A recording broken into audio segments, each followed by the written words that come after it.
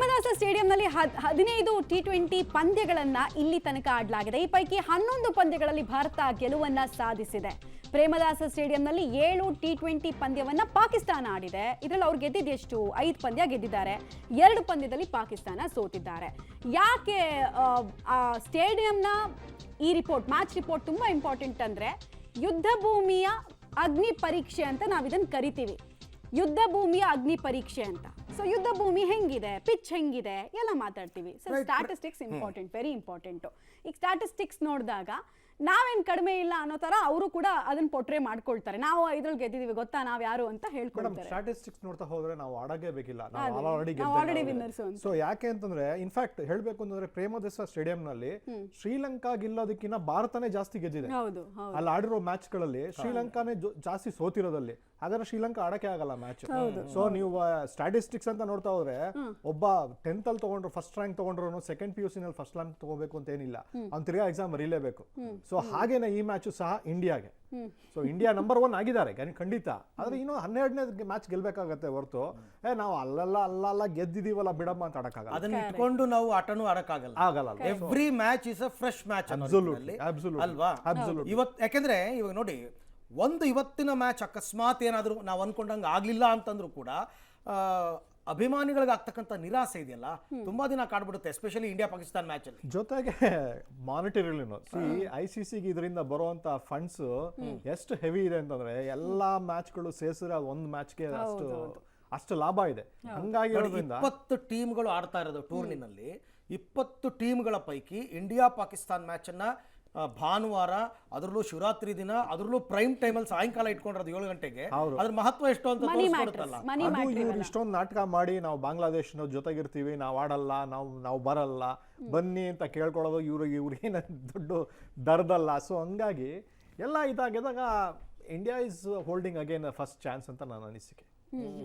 Okay, but sir ಈಗ ಈ pitch ಬಗ್ಗೆನೂ ಮಾತಾಡ್ಬೇಡ ನಾವು. At the same time Premadasa pitch ಬ್ಯಾಟ್ಸ್ಮನ್ಗಳಿಗೆ ಸ್ವರ್ಗ ಅಲ್ಲ ಅಂತ ಹೇಳ್ತಾರೆ. At the same time dew factor matter ಆಗುತ್ತೆ ಇಲ್ಲಿ ಅಂತ. ಸೊ ನೀವು ನೋಡ್ದಂಗೆ ನಿಮ್ಮ ಅನಾಲಿಸಿಸ್ ಪ್ರಕಾರ ಏನಾಗ್ಬೋದು? ಲೋ ಥ್ರಿಲ್ಲಿಂಗ್ ಸ್ಕೋರ್ ಬರುತ್ತಾ ಅಥವಾ chances are high madam, chances are high. ಯಾಕೆ ಅಂತಂದ್ರೆ ದೊಡ್ಡ ಸ್ಟೇಡಿಯಂ ಇದು. Premadasa stadium is a very big stadium. ಹಂಗಾಗಿರೋದ್ರಿಂದ ಸಿಕ್ಸರ್ಸ್ ಹೊಡೆಯೋದು ಅಷ್ಟು ಈಸಿ ಇಲ್ಲ ಎರಡು ಟೀಮ್ಗೂ. ಹಾಗಾಗಿರೋದ್ರಿಂದ ನೀವು ಸ್ಪಿನ್ನರ್ಸ್ ಒಂದು ರೀತಿಯಾದ ಎಫೆಕ್ಟ್ ಇರಬಹುದು ಅಂತ ನನ್ನ ಅನಿಸಿಕೆ. ಅಂಡ್ ಡ್ಯೂ ಫ್ಯಾಕ್ಟರ್ ಅಂತ ಬಂದಾಗ ನಿಮ್ಗೆ ನಿನ್ನೆ ಎಲ್ಲ ಮಳೆ ಇದೆ, ಇವತ್ತು ಸಹ ಮಳೆ ಇದೆ. ಮಳೆ ಇನ್ಫ್ಯಾಕ್ಟ್ ಇವಾಗ 5 ರಿಂದ 8 ಗಂಟೆವರೆಗೂ ಜಾಸ್ತಿ ಮಳೆ ಬರ್ಬೋದು ಅನ್ನೋ ಚಾನ್ಸಸ್ ಜಾಸ್ತಿ ಇದೆ ಹೊರತು 8 ಗಂಟೆ ಮೇಲಿಲ್ಲ. ಸೊ ಹಾಗಾಗಿ ಡ್ಯೂ ಫ್ಯಾಕ್ಟರ್ ಎಲ್ಲಾ ಮ್ಯಾಚ್ ಅಲ್ಲೂ ಇದ್ದೇ ಇರ್ತದೆ. ಎಂತ ಸಮ್ಮರ್ ಅಲ್ಲಿ ಸಹ ನಿಮ್ಗೆ ಡ್ಯೂ ಫ್ಯಾಕ್ಟರ್ ಇರುತ್ತೆ. ಒಂದು 15-20 ನಿಮಿಷ ಇಸ್ ಮೋಸ್ಟ್ ಇಂಪಾರ್ಟೆಂಟ್ ಆಗುತ್ತೆ. ಮೊನ್ನೆ ರೀಸೆಂಟ್ ಆಗಿ ಮ್ಯಾಚ್ ನಡೀತಲ್ಲ, ಆಸ್ಟ್ರೇಲಿಯಾ ವರ್ಸಸ್ ಜಿಂಬಾಬ್ವೆ. ಹೌದು, ಇನ್ಫ್ಯಾಕ್ಟ್ ಜಿಂಬಾಬ್ವೆ ಅವ್ರು ಅನ್ಕೊಂಡೇ ಇರಲಿಲ್ಲ ಜಿಂಬಾಬ್ವೆ ಅವರು ಆಸ್ಟ್ರೇಲಿಯಾ ವಿರುದ್ಧ ಗೆಲ್ತಾರೆ. ಸೊ ಆ ತರ ಟರ್ನ್ ತಗೋಬಹುದು. ಕರೆಕ್ಟ್. ಮಾತಾಡೋಣ, ಅದ್ರ ಬಗ್ಗೆ ಮಾತಾಡೋಣ. ಚಿಕ್ಕಮಂಗ್ಳೂರಿನಿಂದ ನಮ್ಗೆ ಡೀಟೇಲ್ಸ್ ಕೊಡೋದಕ್ಕೆ ನಾರಾಯಣ್ ಗೌಡ ರೆಡಿ ಇದ್ದಾರೆ. ನಾರಾಯಣ್ ಗೌಡ, ಈಗ ಸದ್ಯಕ್ಕೆ ಅಲ್ಲಿ ಮ್ಯಾಚಿಗೆ ಸಂಬಂಧಪಟ್ಟಂತೆ ತಯಾರಿಗಳು ಯಾವ ರೀತಿ ಇದೆ? ಜನರ ಜೋಶ್ ಬಗ್ಗೆ ಅವ್ರ ಹತ್ರ ಮಾತಾಡ್ತಾ ಯಾವ ಟೀಮ್ ಪ್ಲೇಯರ್ ಬಗ್ಗೆ ಹೆಚ್ಚು ನಿರೀಕ್ಷೆ ಇದೆ ಅಂತ ಕೇಳಿ. ಮಮತಾ, ಹೌದು ಅಂತಂದರೆ ಇವತ್ತು ಏನು ನಡೆಯುವಂಥ ಇಂಡಿಯಾ ಪಾಕಿಸ್ತಾನ ಮ್ಯಾಚಿಗೆ ಇಡೀ ಜಗತ್ತೇ ಕಾಯ್ತಾ ಇರುವಂಥದ್ದು. ಜೊತೆಗೆ ಸಾಕಷ್ಟು ಕ್ರಿಕೆಟ್ ಅಭಿಮಾನಿಗಳು ಬೆಳಿಗ್ಗೆಯಿಂದಲೂ ಕೂಡ ಪೂಜೆ ಹೋಮ ಹವನಗಳನ್ನು ಕೂಡ ಮಾಡ್ತಾ ಇರುವಂಥದ್ದು. ಚಿಕ್ಕಮಗಳೂರು ನಗರದಲ್ಲೂ ಕೂಡ ಈಗಾಗಲೇ ಕ್ರಿಕೆಟ್ ಅಭಿಮಾನಿಗಳು ಮ್ಯಾಚು ಆರಂಭ ಆಗೋದನ್ನೇ ಸಹ ಕಾಯ್ತಾ ಇರುವಂಥದ್ದು. ಅವರು ಕೂಡ ಈಗ ಕ್ರಿಕೆಟ್ ಗ್ರೌಂಡಲ್ಲಿ ಕ್ರಿಕೆಟ್ ಆಡ್ತಾ ಇದ್ದಂಥವ್ರು ನಾವು ನೋಡ್ಬೋದು. ವಿಜುವಲ್ಸಲ್ಲೂ ಕೂಡ ಈಗ ಸುಮಾರು 3:30-4 ಗಂಟೆಯಿಂದನೂ ಕೂಡ ಅವರು ಕ್ರಿಕೆಟ್ ಆಡ್ತಿದ್ದಂಥವ್ರು ಈಗ ಸಂಜೆ ಆ ಮ್ಯಾಚು ಆರಂಭ ಆಗೋದನ್ನೇ ನಾವು ಕಾಯ್ತಾ ಇದ್ದೀವಿ ಅನ್ನೋದು ಅವರ ಒಂದು ಅಭಿಪ್ರಾಯ ಆಗಿರುವಂಥದ್ದು. ಜೊತೆಗೆ ಇವತ್ತು ಏನು ಶಿವರಾತ್ರಿ ಹಬ್ಬ ಇದೆ, ಈ ಒಂದು ಶಿವರಾತ್ರಿ ಭಾರತಕ್ಕೆ ಶುಭರಾತ್ರಿ ಆಗುತ್ತೆ ಅನ್ನೋದು ಕೂಡ ಈ ಕ್ರಿಕೆಟ್ ಅಭಿಮಾನಿಗಳ ಮಾತಾಗಿರುವಂಥದ್ದು. ಹಾಗಾಗಿ ಅವರು ಕೂಡ ಮ್ಯಾಚ್ಗೆ ಎಷ್ಟು ಎಕ್ಸೈಟ್ ಆಗಿದ್ದಾರೆ ಅಂತ ಮ್ಯಾಚ್ ಆರಂಭ ಆಗೋದನ್ನು ಅವರು ಸಹ ಕಾಯ್ತಾ ಇರುವಂಥದ್ದು. ಅವರು ಏನು ಹೇಳ್ತಾರೆ ಅಂದರೆ, ಅಭಿಮಾನಿಗಳು ಏನು ಹೇಳ್ತಾರೆ ಅದನ್ನು ಸಹ ಕೇಳೋಣ. ಸರ್ ನಮಸ್ತೆ. ಸರ್, ಈಗ ಇವತ್ತು ಇಂಡಿಯಾ ಪಾಕಿಸ್ತಾನ ಮ್ಯಾಚ್ ಇದೆ, ಅದೊಂದು ಹೈ ವೋಲ್ಟೇಜ್ ಮ್ಯಾಚು, ಸಾಕಷ್ಟು ಕುತೂಹಲ ಆಗಿರುವಂಥ ಮ್ಯಾಚು. ಸರ್, ಈಗ ನೀವು ಕ್ರಿಕೆಟ್ ಅಭಿಮಾನಿಗಳಾಗಿ ಏನು ಹೇಳ್ತೀರಾ? ಇಂಡಿಯಾಗೆ first of all the best ಹೇಳಲಿಕ್ಕೆ ಇಷ್ಟಪಡ್ತೇನೆ.